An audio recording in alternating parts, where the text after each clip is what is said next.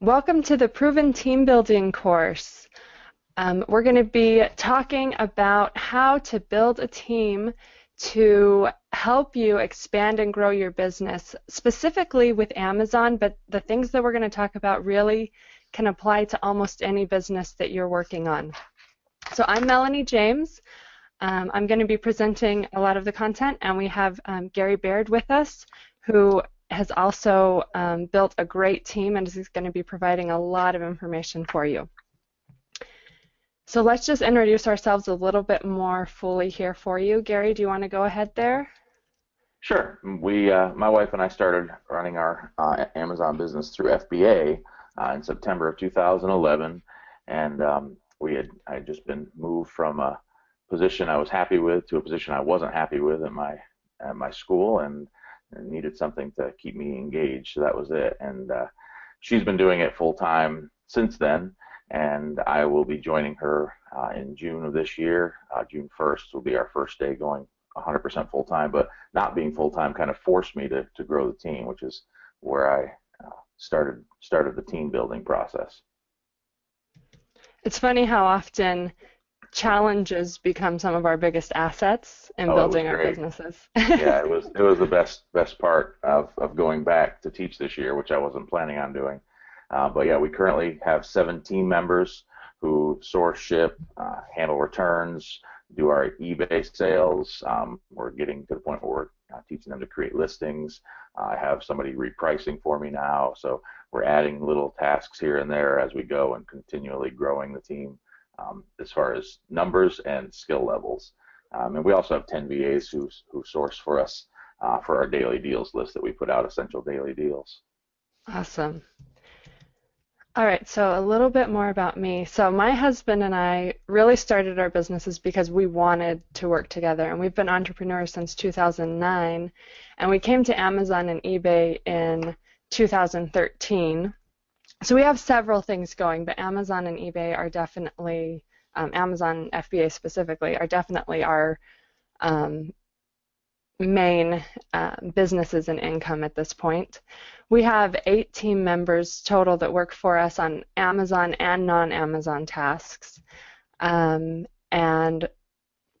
since we started, we've trained 16 different people to process and buy for us. So we've really had a lot of opportunity to kind of Awesome. perfect this process.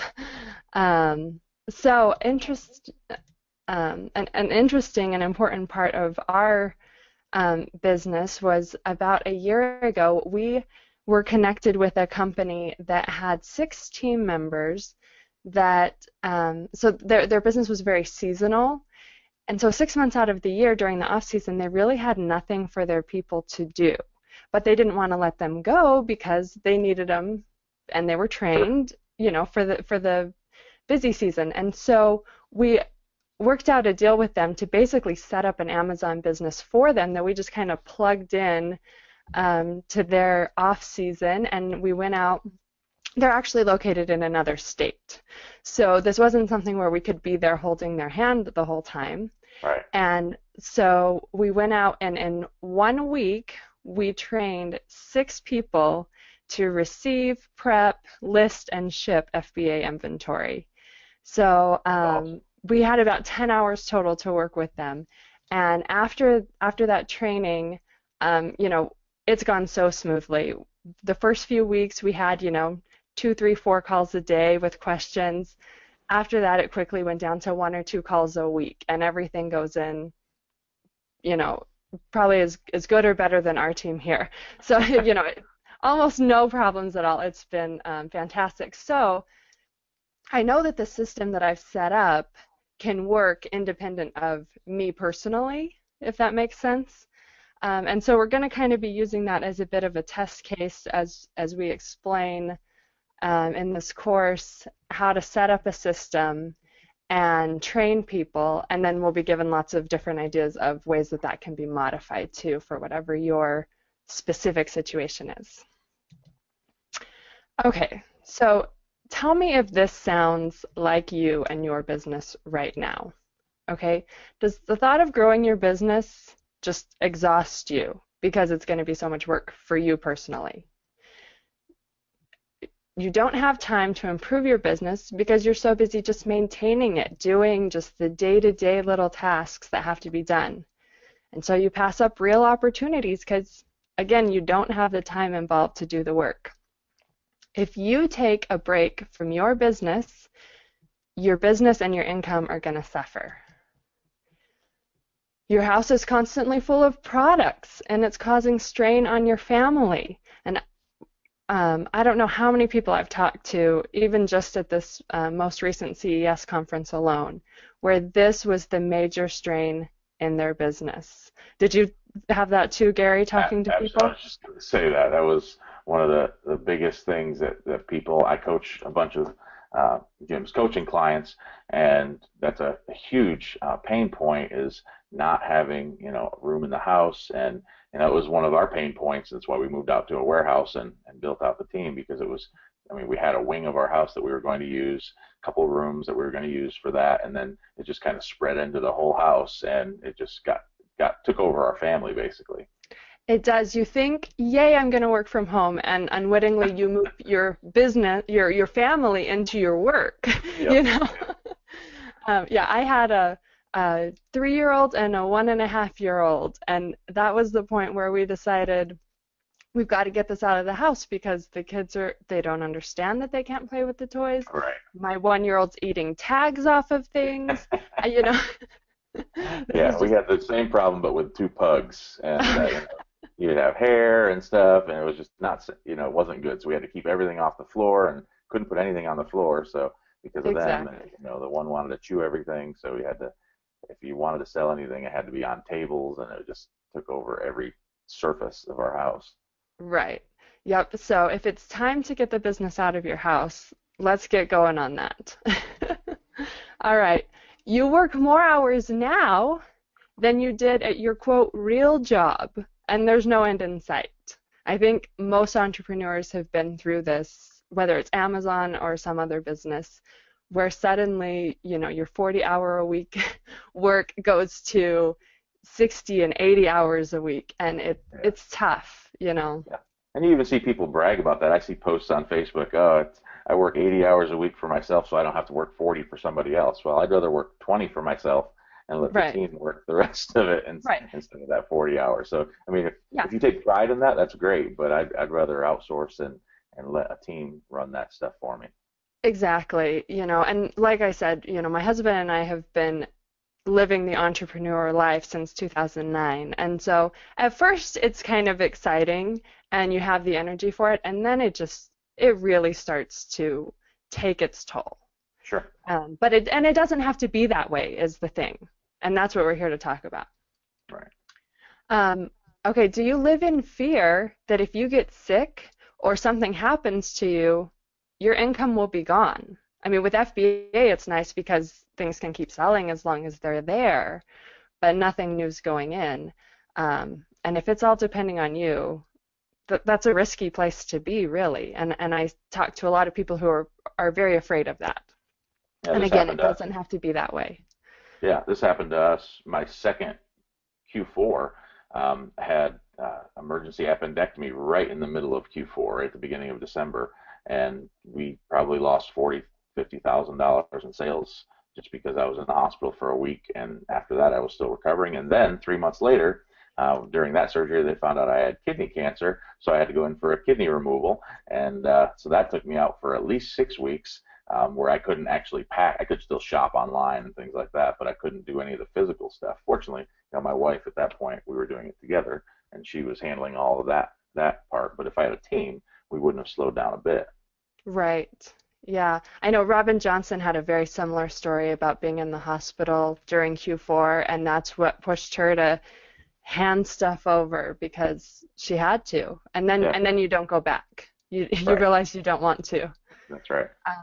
So in a lot of ways, what we're talking about here is the bottleneck. You've got to identify the bottleneck in your um, business, and this is either the process or the person or the resource that is preventing your business from being any bigger, faster, better than it currently is. So at first, when you're just starting, it's going to be knowledge and expertise. You just have to learn what you need to do to grow your business. For a lot of people at some point, it's money. You only have so much capital to invest, and it doesn't matter what else is there. That's all you can do. As you grow that and you find more opportunities, eventually your bottleneck is going to be time because you only have so much time each day, and there's nothing you can do about that other than to build a team and leverage other people's time. That's right. So that's what we are here talking about. So let's do a quick course overview to tell you what we're going to tell you.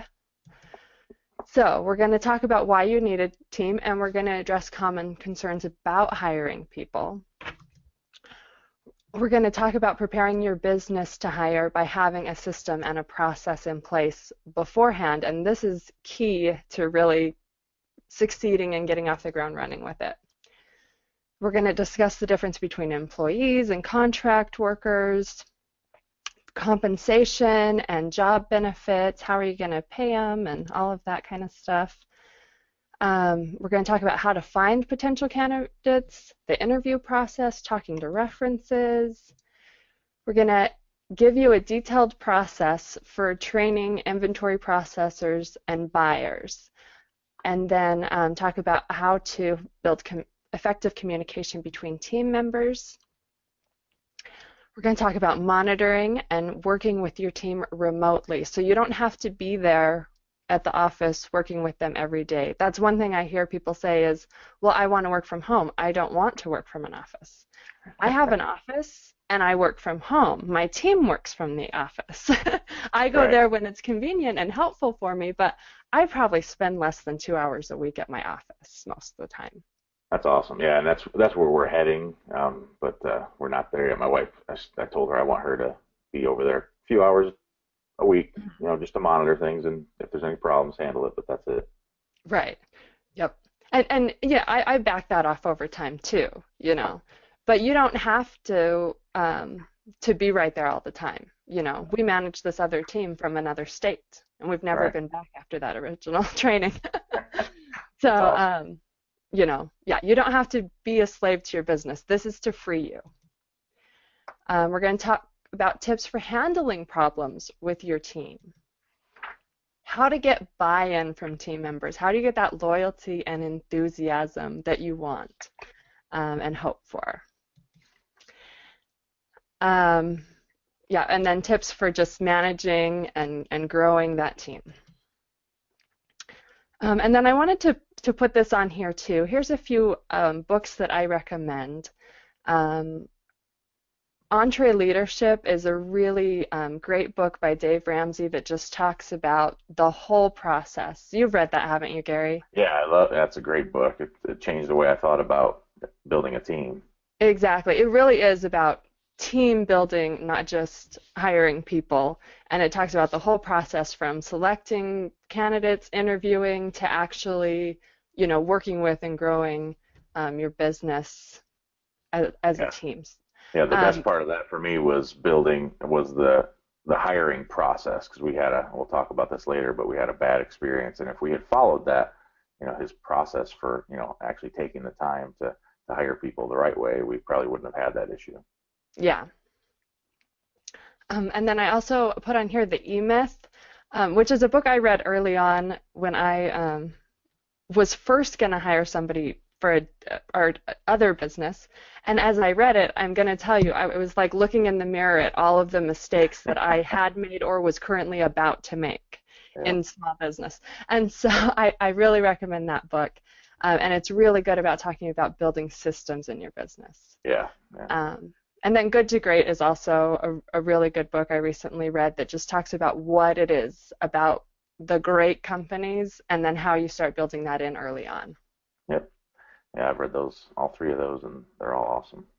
Good.